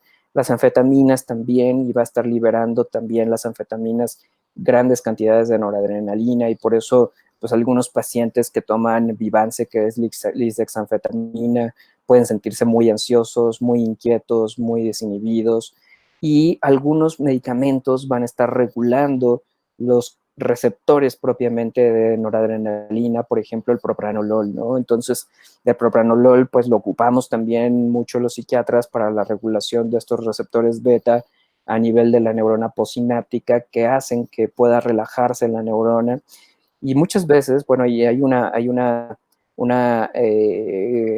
recomendación para la parte del uso de propranolol en estos casos de fenómenos de estrés postraumáticos dentro de las primeras 72 horas, en donde si logramos regular estos sistemas noradrenérgicos, además de ello, lo que logramos hacer es que no se fijen estos recuerdos de forma tan intensa y entonces una cantidad, una dosis de por lo menos 40 miligramos de propranolol es recomendada en Estados Unidos para aquellos pacientes que están dentro de las 72 horas de un fenómeno de estrés traumático, ¿no? Y entonces puedan regular estas vías de reconexión fuerte entre el hipocampo y la amígdala, y que entonces esto nos conduzca a un reforzamiento de los estímulos aversivos que son memorizados. Por otro lado, la prazosina también, pues es un alfa-adrenérgico y también va a jugar un papel importante en la parte de impulso, pero también va a estar jugando un papel importante en la regulación de los sistemas noradrenérgicos. Y la prazosina es otro medicamento, otro antihipertensivo, que es utilizado principalmente como segunda línea o tercera línea para el trastorno de déficit de atención con hiperactividad. Es decir, podemos ocuparlos de esta manera. Clonidina, por ejemplo, yoembina, que es un medicamento es un fármaco que se les da a las vacas para el deseo de la monta y que es una droga usada para violación, inhiben a los autorreceptores de alfa-2 adrenérgicos y entonces estos estimulan a nivel de los genitales un deseo muy intenso de tener relaciones sexuales y a nivel cerebral. Entonces, es uno de los fármacos que habitualmente se ocupan en este sentido para violar a las personas, ¿no? Y ya que lo vemos desde este punto de vista, entonces, con lo que comentaban, no podemos tener o no hay un solo sistema que esté regulando todo en el organismo. Si nosotros vemos y le pusiéramos aquí todos los neurotransmisores, ¿no? Pero bueno, aquí vamos a poner estas monoaminas, vemos que juegan un papel importante. Por ejemplo, noradrenalina va a jugar un papel fundamental en la energía y el interés. La serotonina principalmente está relacionada con la impulsividad y la dopamina está relacionada con esta parte del impulso, pero más allá del impulso como tal, es como de la motivación, ¿no? De la motivación que tenemos, si lo vemos desde el punto de vista neurobiológico, dos motivaciones. Uno que sería el linking y el otro que sería el wanting, ¿no? Entonces, el liking y el wanting es lo que yo quiero y lo que yo pues siento, ¿no? Lo que a mí me gusta y lo que yo desearía tener. Entonces, cuando yo tengo esta motivación o este impulso por dopamina, no solamente es lo que yo quiero tener, sino una vez que lo tengo, que me refuerce este sistema para sentirme bien, contento, alegre de lo que estoy teniendo, ¿no? Y esto tiene que ver con todos estos sistemas motivacionales, que a su vez están relacionados con los sistemas noradrenérgicos. Por otro lado, serotonina y dopamina, desde el punto de vista de motivación y el impulso, pues tienen que ver con el sexo, con el apetito y con la agresión también, como respuestas. Sabemos que personas que tienen desde el punto de vista genético alelos cortos para serotonina, ¿no? Los dos alelos SS, pues son más impulsivos que aquellos que tienen los alelos largos y entonces se vuelven mucho más impulsivos para hacer conductas de riesgo como por ejemplo esta parte de intentos de suicidio o mayor consumo de sustancias o mayor agresividad dentro de sus conductas. Cuando juntamos obviamente la parte noradrenérgica y serotoninérgica, estamos hablando de ansiedad e irritabilidad y en conjunto estas pues tienen que ver con el ánimo, con la emoción y con las funciones cognitivas también. Bueno, estos son como los principales neurotransmisores relacionados con la sensación, con la parte emocional, con la parte que tiene que ver también con conductas y que tiene que ver con aspectos cognitivos, ¿no? Pasando a otros, como la acetilcolina, que habíamos hablado de que se libera principalmente en este sistema pontomesencefálico, o si lo quieren poner más largo, pontomesencefálico o pontomesencéfalo tegmental, ¿no? Es un punto de regulación y de liberación de acetilcolina, y esta acetilcolina pues va a tener también varias funciones con varios receptores, ¿no? Una de las funciones principales de la acetilcolina es estimular a todos estos sistemas de aprendizaje, de los sistemas de CREB que van a estar estimulándose, ¿no? Y que van a estar haciendo que las CREB o los sistemas CREB estén sintetizándose en la célula, perdón, a nivel del núcleo. Y esto nos va a favorecer el desarrollo de espinas neuríticas, la liberación de BDNF y por lo tanto va a favorecer esta conectividad sináptica para el aprendizaje. La acetilcolina tiene algo muy interesante, que tiene una enzima que la va a degradar, ¿no? Que es la acetilcolina esterasa, y esta acetilcolina esterasa pues va a ser inhibida por los inhibidores propiamente de acetilcolina esterasa y va a permitir que tengamos más acetilcolina en el espacio sináptico, por lo tanto vamos a tener mayor posibilidad de hacer conexiones sinápticas, de aprender cosas y de memorizarlas, ¿no? Hay algunos otros sistemas que van a estar entonces estimulando también los sistemas de acetilcolina. Y bueno, pues estos sistemas de acetilcolina, además de que están regulando o que van a estar regulando la parte de aprendizaje, la acetilcolina está sumamente relacionada con el funcionamiento de las neuronas que se llaman REM o ON, ¿no? Y el REM-ON es como este conjunto de neuronas que se encuentran a nivel del bulbo raquídeo y que van a estar estimulando la actividad propiamente de la entrada al ciclo de REM. Y las neuronas REM-OFF van a estar estimuladas principalmente por serotonina y noradrenalina. Entonces vemos cómo acetilcolina no solamente juega un papel de memoria de aprendizaje o del estímulo de la placa neuromuscular, sino también es un punto fundamental para la activación de los ciclos REM durante el sueño. Vean, ¿no? Cómo se complejiza también desde el punto de vista de tener acetilcoenzima A hacia tener colina y después formar la acetilcolina, vamos a tener esta liberación con los receptores colinérgicos propiamente, vamos a tener una recaptación, un sistema de recaptación de acetilcolina y un sistema de degradación de acetilcolina propiamente dirigido por la acetilcolinesterasa. Como podemos ver aquí, las vías que van a liberar la acetilcolina van a ser vías de voltaje, principalmente de calcio. Entonces, las vías glutamatérgicas que lleguen a las neuronas colinérgicas van a estar estimulando en gran manera la liberación de acetilcolina, porque, bueno, pues dependen de estos canales de alto voltaje. Y vamos a tener también que hay otros sistemas que van a estar regulando estos mecanismos propios de la entrada y de la regulación de calcio. Para verlo más complejo, ¿no? Tenemos varios receptores de acetilcolina que van a estar jugando un papel importantísimo con segundos mensajeros, ¿no? Vamos a tener que hay enzimas asociadas a ellas y bueno, pues denme un segundo porque tenemos una paciente en delirium y me está entrando una llamada. Ya vuelvo.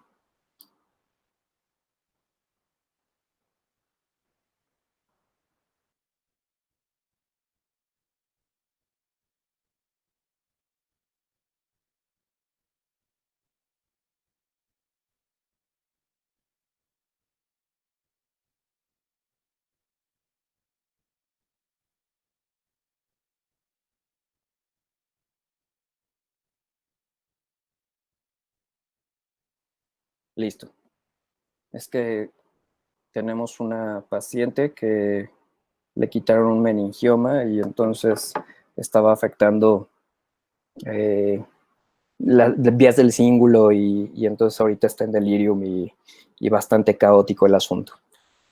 Bueno, pues seguimos. Entonces tenemos receptores que son muscarínicos, receptores que son nicotínicos, que van a estar entonces jugando un papel importante en su estimulación con epinefrina y con norepinefrina, ¿no? Principalmente en lo que es los receptores nicotínicos van a estar jugando un rol a nivel de la placa neuromuscular, aunque también dentro del sistema nervioso, ¿no? Y los receptores alfa-adrenérgicos van a ser, y beta-adrenérgicos son aquellos que van a estar jugando un papel importante a nivel del sistema nervioso central. Entonces, con esto vamos a tener que son los sistemas de monoaminas de transmisión y vamos a hablar un poquito de redes neurales, pero antes de pasar a las redes neuronales, me gustaría saber si tienen alguna opinión, alguna pregunta, algo que quieran comentar.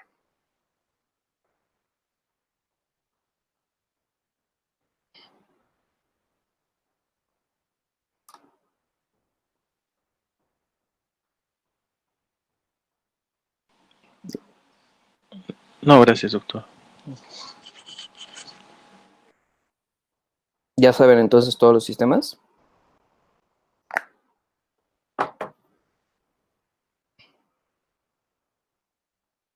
Supongo hay que repasarlos nuevamente para las clases ya cuando sean un poco más abocadas al neurotransmisor en específico, ¿no? Supongo, bueno, por lo que dijo, estas son como generalidades y ya poco a poco vamos a ir profundizando en cada uno, ¿no? Claro. Aquí hay que tener en cuenta, desde este punto de vista, que lo que nos ayuda mucho en estos sistemas es, uno, conocerlos, ¿no? Saber que están ahí y que existen y que no nada más es un sistema de receptores que va a estar funcionando para los neurotransmisores. La otra es que los sistemas de receptores van a hacer papeles diferentes o van a jugar un rol diferente también en este aspecto. La otra es cómo están implicados en las patologías mentales, ¿no? Cómo están implicados en estos mecanismos fisiopatológicos. Y esto nos conduce principalmente al punto clave, que es qué fármacos están jugando un rol importante para ello y cómo se expresa ese rol que juegan los fármacos, ya sea al ser agonistas, al ser antagonistas o al inhibir la recaptura de las sustancias y qué es lo que esperaríamos encontrar con ese tipo de respuestas, ¿no? Entonces, eso es a lo que vamos a ir una vez que terminemos pues estos bloques, pero sí necesito que tengamos como muy en mente las generalidades para entonces ya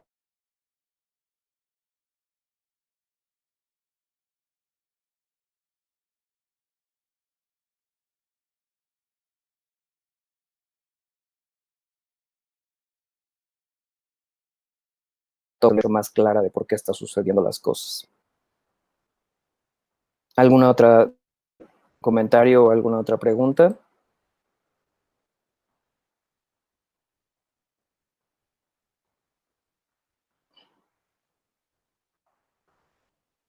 Ok. Pues hablando... Sí, sí.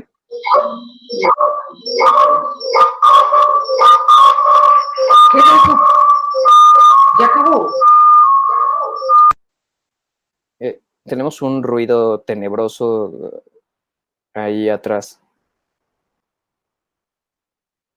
Bueno, pues básicamente nada más para tener en cuenta estos sistemas que ustedes deben, pues deben de tener en tanto, ¿no? Sabemos que el sistema reticular activador ascendente es un sistema que va desde la médula espinal hacia el mesencéfalo y que este sistema es un conjunto de neuronas y fibras que van a estar estimulando y van a estar activando la actividad eléctrica a nivel cerebral y por lo tanto es el sistema necesario para el alertamiento.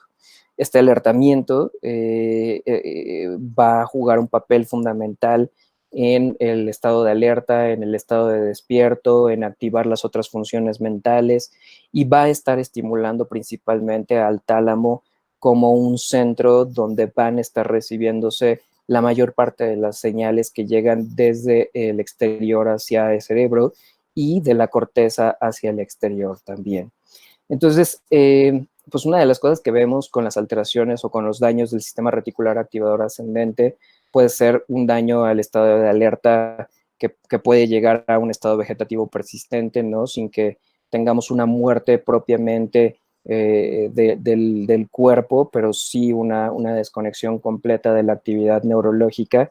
Y de ahí hacia arriba, dependiendo de los daños que se puedan tener, entonces vamos a tener diferentes estados comatosos o estados de hipoactivación o de hipoalerta en la persona. Como podemos ver aquí, entonces, este sistema reticular activador ascendente nos va a dar el paso al alertamiento y entonces va a ser la base para muchas de las funciones mentales superiores. Desde el punto de vista emocional, tenemos el circuito propiamente de Papez y Jacob, que es un circuito que va a estar implicando pues, todos los neurotransmisores, dopamina, noradrenalina, serotonina, y que en este circuito vamos a tener que el estímulo emocional va a llegar al tálamo, ¿no? De este tálamo vamos a tener señales que se envíen a la corteza sensorial primaria para poder decodificarse, señales que vayan a llegar al cíngulo para saber qué está pasando en el interior de nuestro organismo. Y una vez que lleguen estas señales, van a llegar hacia otro centro, por ejemplo, el centro amigdalino, que aquí en esta gráfica no ponen, y que en este sentido la amígdala pues, es un sistema que va a estar regulando las valencias de los estímulos que están llegando. El hipotálamo va a dar estos recuerdos hacia las emociones previamente experimentadas o va a también, digo, el hipocampo, perdón, y va a estar dando estas respuestas hacia lo que previamente ya había pasado o aprender señales nuevas en específico. El hipotálamo va a dar respuestas corporales que ya habíamos hablado, estas respuestas que tienen que ver con la estimulación de la sustancia gres acueductal que finalmente va a dar las señales de taquicardia, de sudoración, de deseos de correr, como sucede con las señales que tienen que ver con el alertamiento. Vamos a tener señales que van del tálamo anterior hacia la corteza cingulada, y el córtex cingulado pues es una de las áreas que principalmente juega un papel en la decodificación emocional y en donde están ahí los 5 muñequitos de intensamente, ¿no? Planeando con ira, con tristeza, con nerviosismo, con desagrado, con alegría las cosas, y que entonces van a estar reconectándose con el hipocampo. Este circuito, que es el circuito emocional de Papez, es el circuito que regula la mayor parte de nuestras emociones y que si vemos desde este punto de vista perceptivo, ¿no? Es fundamental, pero también desde el punto de vista expresivo, ¿no? Que sería la parte hipotalámica, y otras vías que también están relacionadas con ello, que serían las vías propiamente motoras para la expresión no verbal de las emociones y las expresiones físicas de las emociones, como los rostros, como la tensión muscular, como las posturas propiamente que van a definir a las emociones. Tenemos otros circuitos, ¿no? Por ejemplo, este que es súper complejísimo, donde el centro principal es la amígdala, es el circuito del miedo. Y entonces, bueno, pues vemos que este circuito del miedo también tiene una asociación con la corteza sensorial primaria y con la temporal para determinar qué es lo que estamos percibiendo dentro de estos estímulos. La amígdala va a dar las valencias positivas y negativas. Vamos a tener que la corteza cingulada va a dar la interpretación a este tipo de emociones. Pero además hay áreas muy importantes dentro del punto de vista del miedo, como la corteza prefrontal y la orbitofrontal, que van a estar relacionadas específicamente con estas situaciones como de ideas o espacios virtuales que nuestra mente va generando con respecto a lo que podría pasar, ¿no? Entonces, si mi amígdala junto con mi hipocampo empiezan a funcionar para dar como estos recuerdos emocionalmente recibidos, también tengo una capacidad de poner en escenarios que aún no han sucedido y que pueden ser catastróficos, ¿no? Y entonces este circuito del miedo también va a estar jugando un papel en el pensamiento catastrófico de las personas y en las preocupaciones constantes que van a estar teniendo. Desde el punto de vista muy animal, las sensaciones olfativas en los animalitos, en las ratas y en los perros y en gatos, etcétera, pues van a jugar un papel también fundamental con esta activación de la amígdala para estímulos aversivos o estímulos positivos como los de feromonas para el apareamiento. Y de la amígdala, tanto de ida y de vuelta, vamos a tener respuestas del hipotálamo, principalmente para hacer todas estas descargas autonómicas que van a estar entonces expresando desde el punto de vista funcional y de respuesta a las señales propiamente de la emoción del miedo, del temor, de la ira o del ataque que vayamos a tener, ¿no? Los ganglios basales y el núcleo accumbens conectados con la amígdala también están relacionados con esta interpretación positiva o negativa del estímulo que vamos a obtener una vez que llegue a nosotros, ¿no? Y entonces vamos a actuar en búsqueda de esa motivación y de ese estímulo, o vamos a responder como con esta negativa para poder recibir el estímulo.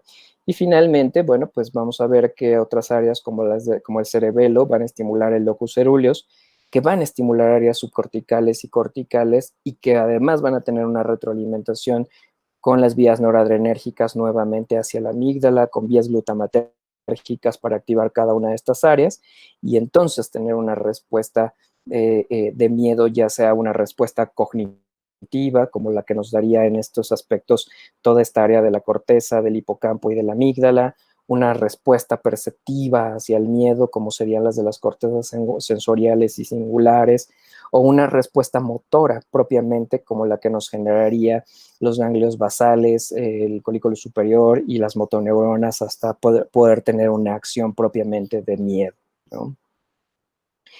Los circuitos de recompensa, que van a estar determinándose principalmente por la estimulación de dopamina, como las del área tegmental ventral, el núcleo accumbens, van a dar una respuesta de recompensa, de sentir placer una vez que hagamos alguna actividad.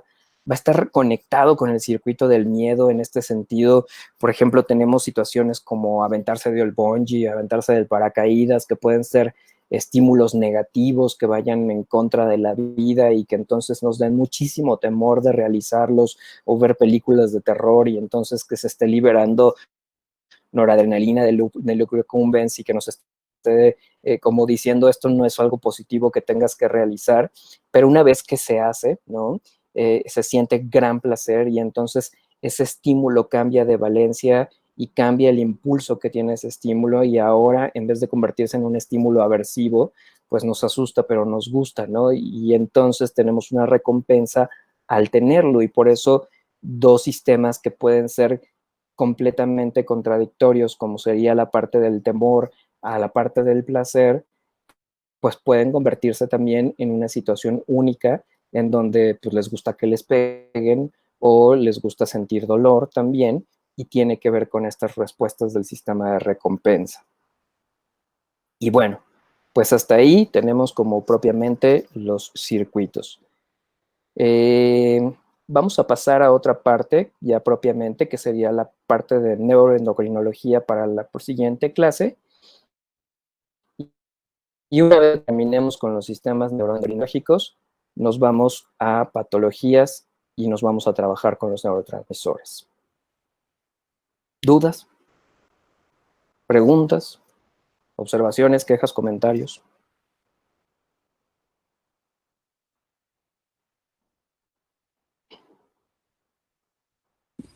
No, doctor, gracias. Ok. Entonces, les voy a mandar la presentación, revísenla, por favor.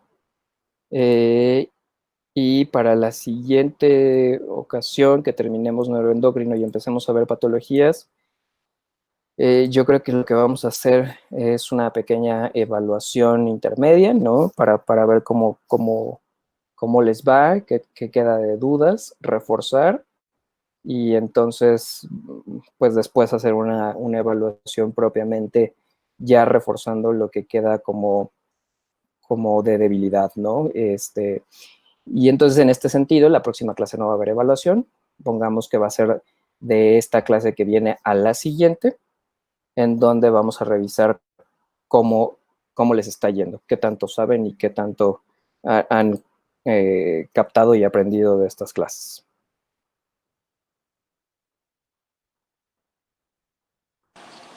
Muy bien, Gracias, doctor. doctor. Gracias. ¿Cómo sería la evaluación?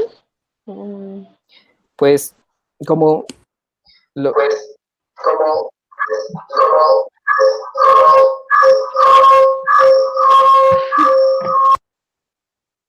ok. Podríamos hacerla creo que por Kahoot. ¿Han usado Kahoot en algún momento? Sí. Sí. Sí. No. ¿No? Es una Bueno, hay una aplicación. aplicación que buscan en su en Google Play o en Apple, en sus App Stores, y ahí viene Kahoot, es con K, y se las escribo, se llama Kahoot. Ajá. Entonces, lo que yo hago hago las preguntas en Kahoot, ustedes van a tener la aplicación y van a responder con la imagen y el color de la respuesta que vaya a aparecer, ¿no? Si quieren pueden meterse a Kahoot y hacer algunas evaluaciones que ya están propiamente diseñadas por alguien más, ¿no? Se pueden meter, entrar y buscarlas. Y si no, pues lo que podemos hacer es como prueba para la siguiente clase, tengo una evaluación que les apliqué a los chicos de neurociencias, que obviamente pues es muy molecular, ¿no? Y en este sentido, pues nada más es para ver, a ver si alguien sabe las respuestas, y la otra es para que vayamos probando Kahoot y que lo puedan ir conociendo. ¿Les parece bien? Sí, doctor, Sí, gracias. doctor, está bien. Muy bien. ¿Alguna otra pregunta? Ese es Kahoot. Ya lo escuché. Alguien ya está jugando. Bueno, pues que tengan buena tarde. Cuídense. Muchísimas gracias. Muchas gracias. Hasta luego. Gracias, doctor. Bye.